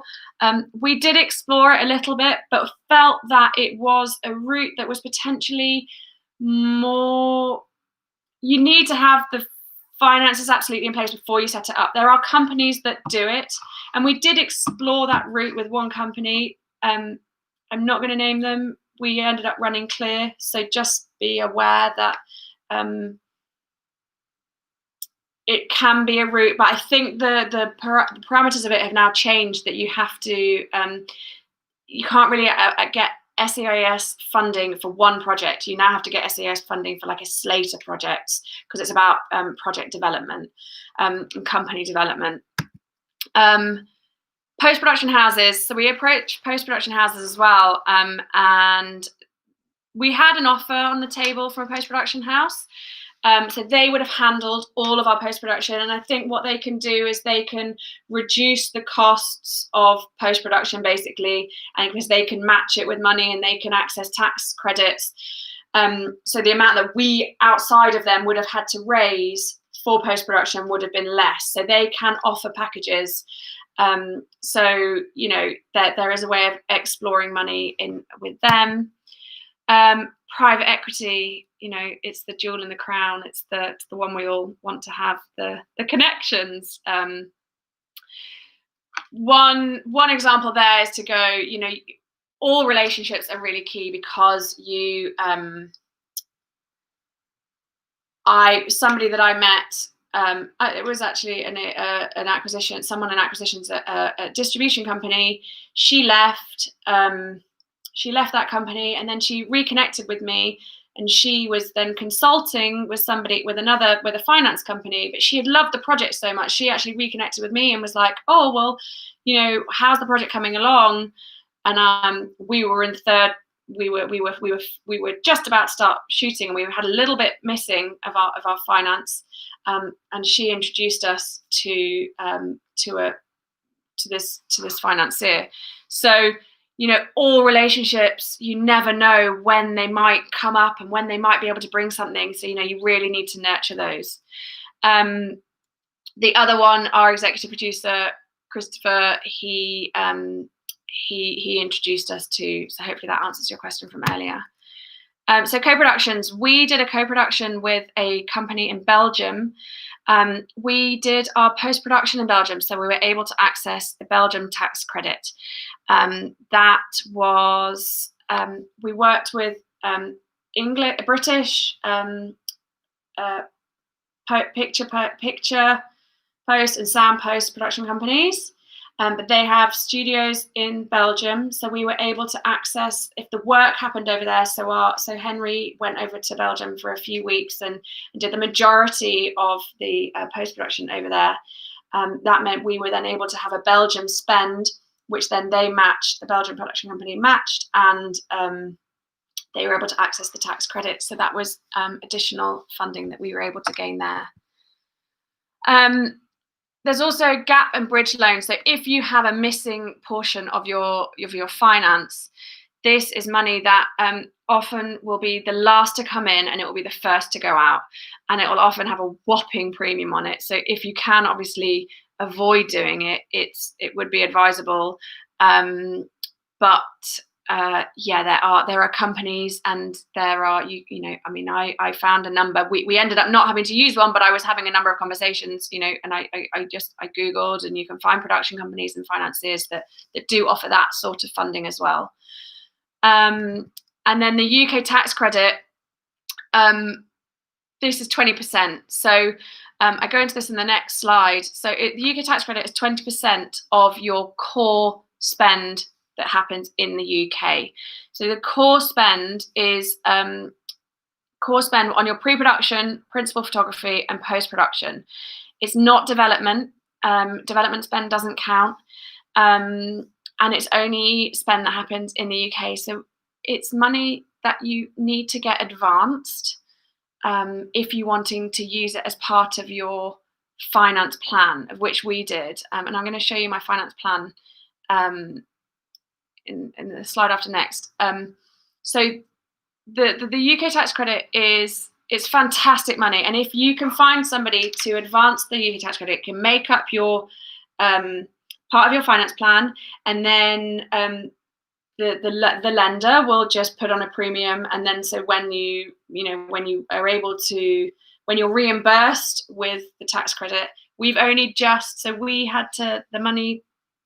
shot the film in the end of 2018, and we had the tax credit was refunded towards the end of 2019. So it's not a quick process. So you know that's why they charge a premium on that. So in order to qualify for the UK tax credit, it does need to be a British film, and you can find out. You basically go to the BFI. In order to qualify for a British film, you can access the tax credit, and it's also one of the criteria that's needed to be a BFI film fund to access that finance. It's done on a points-based thing. So you have to get 18 out of 35 points, and you go on their website. The website's at the bottom there, and you fill out the test, and you get a certificate to say yes, you are a British film. And it's comprised of 4 sections: so cultural content, cultural contribution, cultural hubs, and cultural practitioners. On the website, it's really clear what those things are broken down into. But the main one you really want to try and do is the cultural content. So If you can achieve all 18 points in that first section, just do that and leave it at that. Don't then try and answer all the rest of the, don't do the second, third or fourth section, because you could end up like cancelling itself out. And if they think, oh, well, you didn't really answer that they might choose their answers. And if you can answer the 18, so we only did the first section, which is film set in the UK or EU, the lead characters, are they British, the subject matter and or underlying material, so the book that maybe it's based on, or the script, is it based in the UK, and then the language of the original dialogue, so is it in English, British, Scottish, wherever. Okay, I'm going to just carry on through that one. So here is a finance plan. I don't know, can you see if I use my cursor? I don't know, maybe not. So the finance plan details how you're bringing your money together. So I've just given an example here where I've just made it £500,000, for example. And this is a template that would go out to investors. And so they can see how you're hoping to piece your project and how you're hoping to piece the finance together. So, you know, for example, I've just put in some figures. This isn't our one. So I've got 3 investors of private. So say you got that amount from private, then you've got the UK tax credit would be, for a £500,000 film, you'd be looking at roughly £65,000. The Belgian tax credit we accessed, you know, so you might be able to get, say, 40,000, and then deferred fees. We did defer fees. I am yet to be paid for this one. I wouldn't advise it. I really, really, really, really, really wouldn't advise it, because you are working on it for so long, and if you can anyway, and as producers, we really need to be encouraging that is not okay. You know, no one else would work for this amount of time on a project for no money, but we were so desperate to get it over the line, and we, you know, and we did, and now I would really encourage you, whatever you can, try not to defer your fees. You know, save money in other areas, because you will be working on this for a very, very long time. So the waterfall is how people are reimbursed. So this is the order in which we reimbursed that people will be reimbursed when we come to that. So the collection account, you'll have to set up a collection account. So there's Freeway and Vintage. We used a company called Freeway. They basically are where all of the proceeds will go into a bank account, and then they divvy it out. So you tell them the order in which people need to be paid, and they look after it. So they'll all, you know, especially if you have sold internationally, you know, every territory will pay to that place, and then they can deliver it out. So they will take a small cut, and depending on the size of the film, they will take a small amount, and then they take they take an initial fee, and then they take 1% of all revenues thereafter.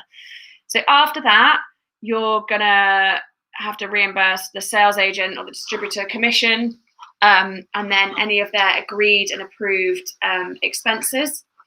After that, your tax credit shortfall, if they lent you more money than you actually ended up getting back.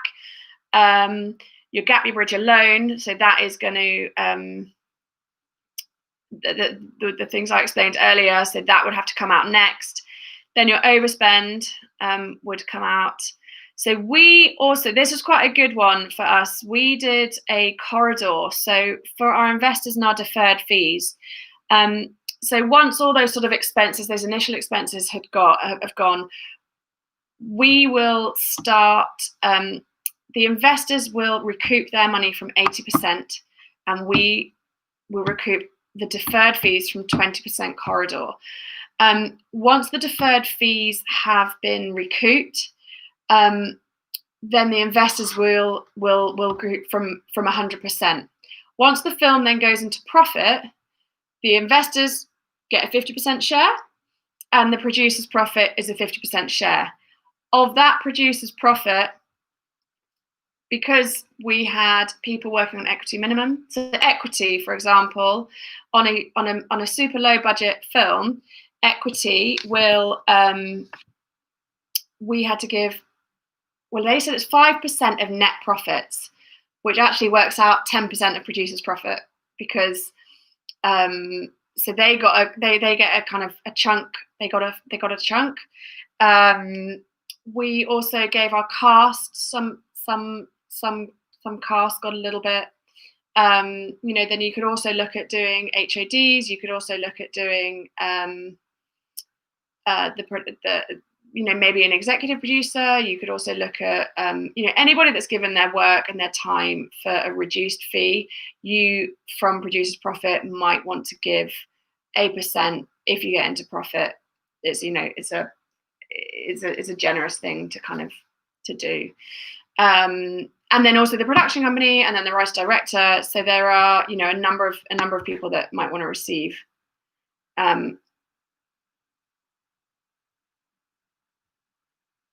So I'm just reading a question. Oh, I'm going to come back to them. Hold on. I will come back to them.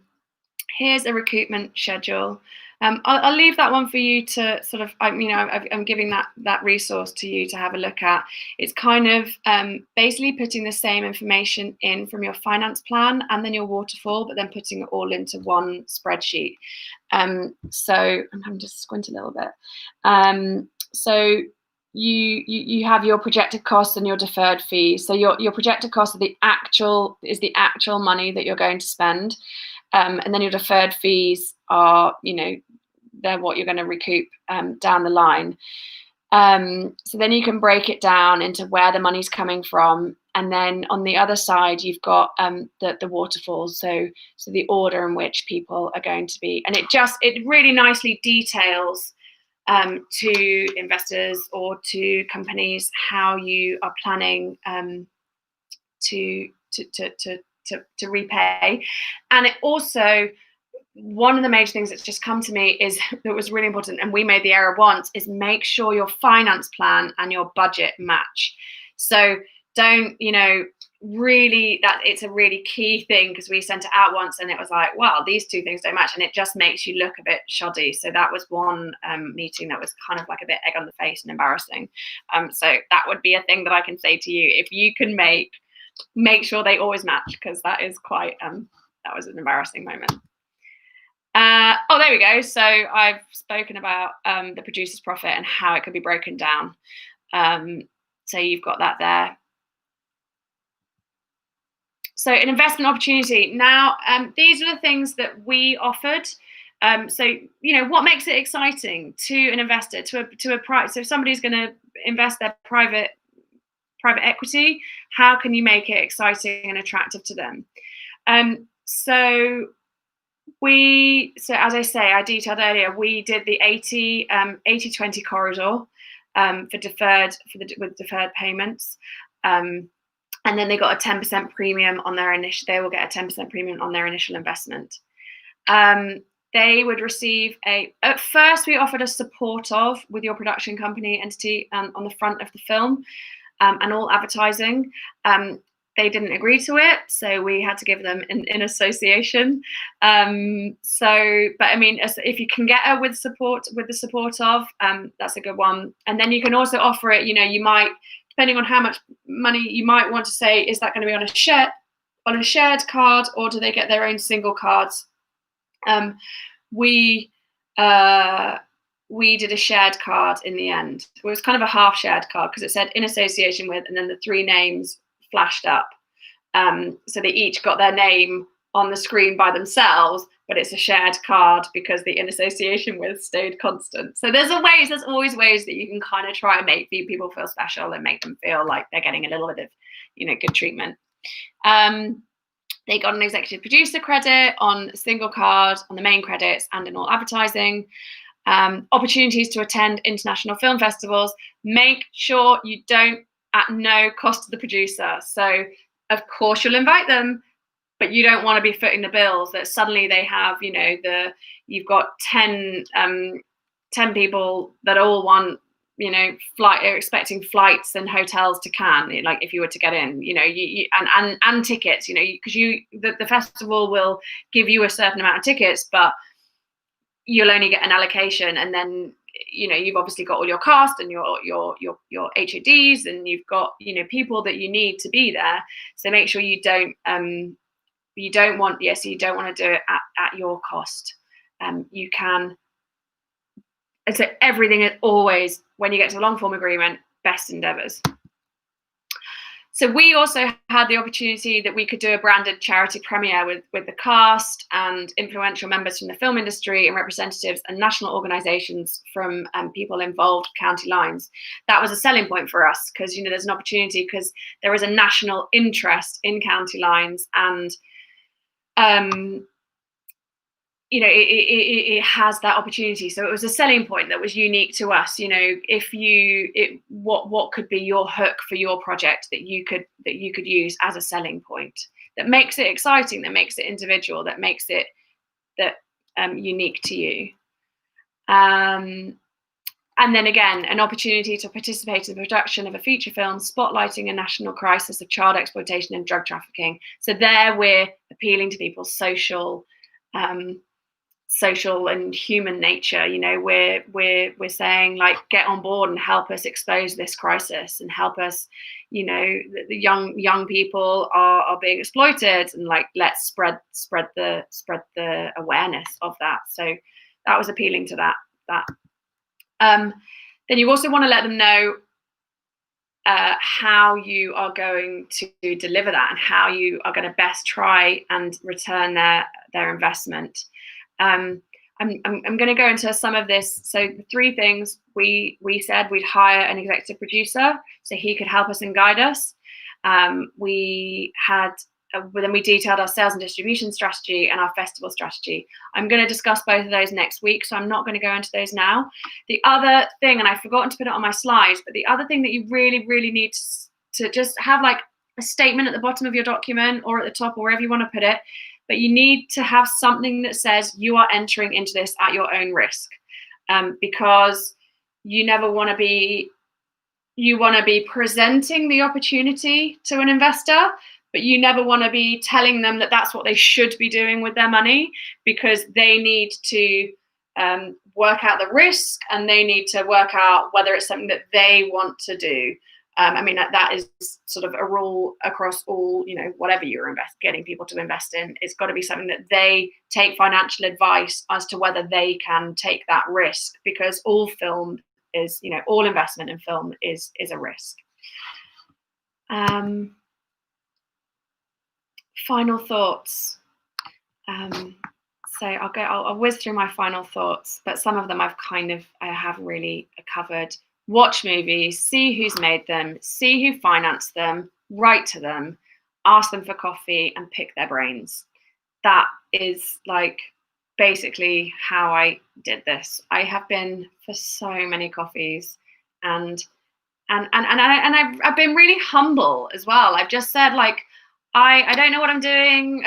I'm starting out. I've got this idea, and I've got this and that, and, like, could I just take you for a coffee? And, you know, people are really willing. Like I said earlier, people are really willing. They want to meet people, and if you can be intelligent and if you can be streamlined in your approach, you know, again, going back to, like, don't sort of be like, oh, I'm going to do this and I'm going to do that, I'm going to do this and I'm going to do that. And people are a bit like, well, I know, and Tom Cruise is going to be in my debut feature. They're going to go, well, I don't really take it that seriously. They just won't. And I know that I receive stuff and I don't take it that seriously. If somebody came to me with a really concise, well presented, you know, if the script is well presented, like, is the script written in final draft? To me, like, the formatting of it just looks good. It's clear, it's concise, I can read it easily. You know, it's small things like that you can really help yourself. No, don't come. No, but come back to us further down the line. Is something I have heard a lot. If I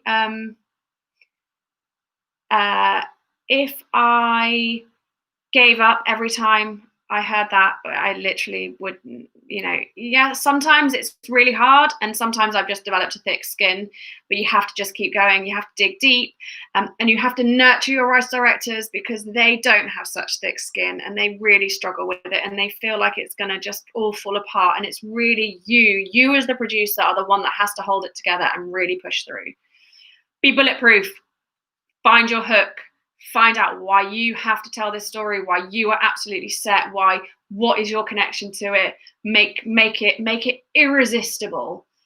And then also, because if you make it bulletproof, when people say to you and they start digging into you and they ask these questions, you can answer it, and you can if someone said to me, fail to prepare, be prepared to fail. So like make sure you are absolutely prepared to your hilt with the documents, with the teasers, with the experience, or whatever it is. You're not nagging, you're producing. Yeah. So I sometimes I call someone, I'm like, oh, I'm really sorry, I'm calling you again. And someone said to me, you're not nagging, you're producing. And I was like, oh, okay, cool. Because other people have other lives that they're dealing with. They've got other projects. Your project is your baby, and I absolutely call it your baby. This County Lines was my baby, and I had to call people, and I had to call them again. Be careful. That's a very delicate line, though. Don't nag. Don't be annoying. Be sensitive to people's workloads. If somebody doesn't come back to you, be aware that they've got other stuff. But if you have been in a conversation with them, you never know when that project is going to land or when your email is going to land. They could just be rushing into a meeting, and then they come out and they've just had an absolute crisis, and so your email just gets forgotten. So you can always reapproach people. You can always go back to them. Even with the BFI and with organizations like that, they will relook at stuff. They will take a second look at a project, so you can always resubmit it. So don't be overly intrusive. You can get in touch with people more than once. Finding an experienced EP. So again, like I said, I did this through getting a job as an assistant. My first one, I found it through. Well, actually, to be fair, I wrote to loads of line producers. So I've got that. I wrote to a load of line producers, and then I saw a job advertised on my first job in film, and I saw that the line producer that I had initially had a kind of back and forth with was doing it, and so I just emailed her directly because I had never managed to actually get a job through my first job with film, but because I'd been doing the groundwork in another area, I was able to email her directly, and then she got me in, and then that's how I met Pete, and then it's kind of snowballed from there. So, it's all of the groundwork is absolutely going to lead you in the right direction. Relationships. Go for coffees, get to know agents, go to the theatre, watch films, get to know writers. Assistants are the next leaders. Never, ever think you're above someone. I'm sorry, that might seem really obvious, but we are all starting out, and actually assistants right now in 10 years time will be the leaders, and in 10 years time hopefully I'm a leader, and we'll have had that relationship for 10 years and we'll be in a really fantastic place. So never think that there's someone, I know there's an assistant from an Origin Pictures where I worked on Women in Gold when I was working with Simon, is now head of development in another production company. So now, because I created a great rapport with her, I can take a script to her and be like, hey, we've got this going on, da, da, da. So always really forge these relationships, and in all areas, don't piss people off. Always make sure, my motto and what I live by is I will always make somebody want to work with me again, even if I never want to work with them again. So, they'll never know that I'm strike, but they will, they will always want to work with me. That is really key to me, because I think we are people. people, like producers. I think that's really important. Okay, right. I'm going to stop talking. That's the end of my presentation. And I now feel like I need to really give your questions some attention. But I also know it's 9:30, so let me go back up. Could you hire me? I might have to come. Okay. Can you hire me for producing your film? Send it to me, by all means. I'll have a look. What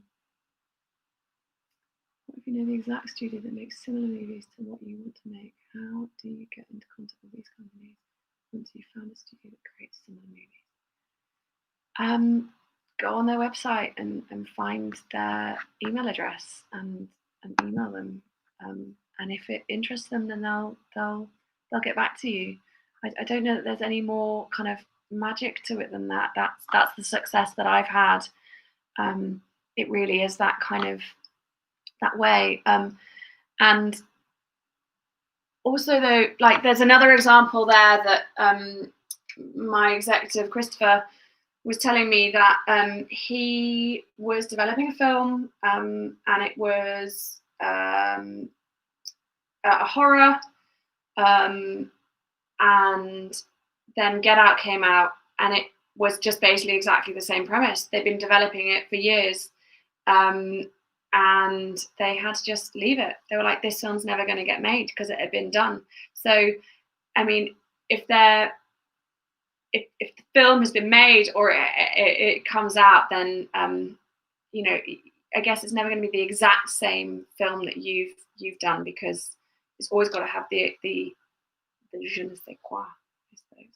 But yeah, email them, get in touch with them, give them a call, make it irresistible, make it find the thing. And like, if you email them once and they don't, or they say, oh yeah, we'll come back to us down the line, like, go and start building it, build the package, build, you know, see what you can do. Could you create a teaser that just really helps them see what is it that you can do to really grab their attention?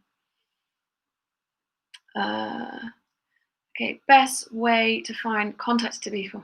So I am an awful person. I don't know, am I allowed to say this?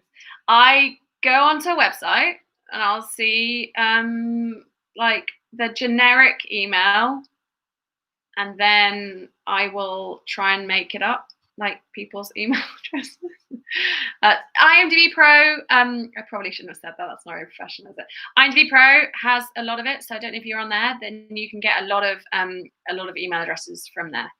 And that's definitely my IMDb Pro is definitely my my go-to for contacts, and also just for information about who is working on what projects. And you know, if I see a film and I go, oh okay, and I will sit in a cinema. It's very naughty, but I was sitting in the cinema and I'll write down like, oh, that company, and I'll go home and I'll look them up and I'll be like, oh wow, okay, so that was really interesting. And then you can write to them and go, I saw this last night and it was really fantastic, and I've got X and da da da da. So you know, that's a way of doing it. But IMDb Pro is really good. Probably not the first way that I said. What is the holy grail for networking? TV, studio, BFI, DC. Creative England do some really good. Creative England and Film London do some really good stuff. I'd say the markets, like the Galway was a really good way. So I actually went to Galway with our previous film that didn't get off the ground. But the contacts that I made are still contacts that I'm in touch with now and today.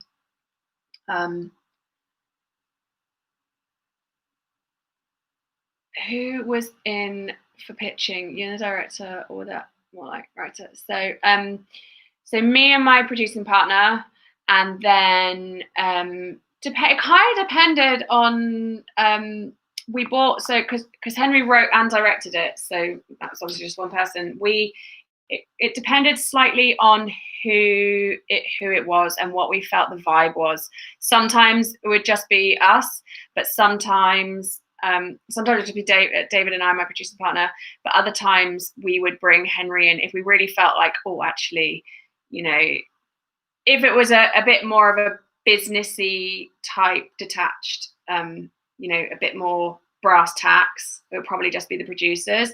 If we felt we might be able to do the kind of, you know, the getting the vision and the feel and the style and you know, Henry's experience, you know, and playing on the heartstrings and stuff, then we'd bring him in. So it kind of, you have to play that one to each go. To make the teaser to show investors, producers, options. How do you finance this? Good question. So you do them yourself, or I mean, the ones like the Rian Johnson one where it's cut together from other people's, from other films, you can obviously do that. You can make those yourselves. The short film, Counterline short film, we went out to try and get some money for that, and we approached a number of organizations and charities.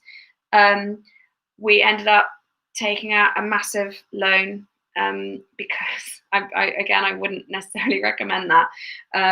But we knew we needed to make it, and we wanted to go, and we took out a big loan and did it, and then we were able to get somebody to come on and help us with post-production. The other thing that we did is we used to, and actually this would be a way, depending on what council you work with. So when Henry and I and another producer at the time, we had a different production company. When we were starting out, we used to live in the borough of Brent in London, and we built a relationship with the arts team of the Brent Council, and they ended up financing a couple of short films that we wanted to do because we were working with young people and we were giving opportunities, and we were able to use that money to then make short films. And we also were given a cinema. I know, right? We were given an old disused cinema, and we used to run workshops, like acting workshops, so Henry could develop ideas, and then the money that we made through doing those, we put into making short films. So you can try and be really savvy, I guess. How can you make money, and how can you can do it down the route. There are the institutions, so the Creative England, there's Film London. They do a scheme called London Calling. There's also the BFI just have a short film fund, but you are going to get into development with them in those scenarios. Do I have a database of vendors I could share with you? No, I'm afraid I can't do that really. How did Henry and you come into contact with you? So in this particular example, he is my husband. So we develop our projects together. But other writers, I mean, I am receiving scripts, and they email them to me. I've established some relationships with agents over the years, really when I was doing my TV development stuff. And you know, and agents will send through ideas as well. Okay, a couple more, and then I'm probably going to have to call it a day. How are you adapting the whole strategy to the new post-COVID normal in film? Good question. As I say, I'm still in development at the moment. We've got a number of projects that we're developing. That's what we've spent our time. I'm also going to be really honest. I have 3 very small children. I have a 5-year-old, a 3-year-old, and a 1-year-old. So my time during coronavirus has been fairly child heavy, snatching time when I can. So I haven't really done a massive exploration of that. The London Film Festival, it might be a good one to look at. London Film Festival did some amazing industry panels, and there is one, an Indian producer one, which has got it's got the producer from Blue Story and Lady Macbeth, and Another one, and then they've put them onto YouTube now. There's about 6 or 7, and they do a sort of a Q&A, and there's some quite good answers around COVID. So maybe have a look at that one.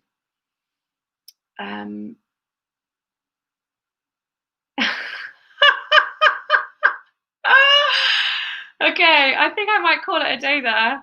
I hope it's been helpful, and well, maybe I'll see you next week. So next week we're talking about festivals and distribution and sales, and my experience of those. So again, it's going to be my experience and how I've kind of felt my way through them. Yeah. All right. Well, thank you very much, and take care. Have a good week. I'll see you then. Bye.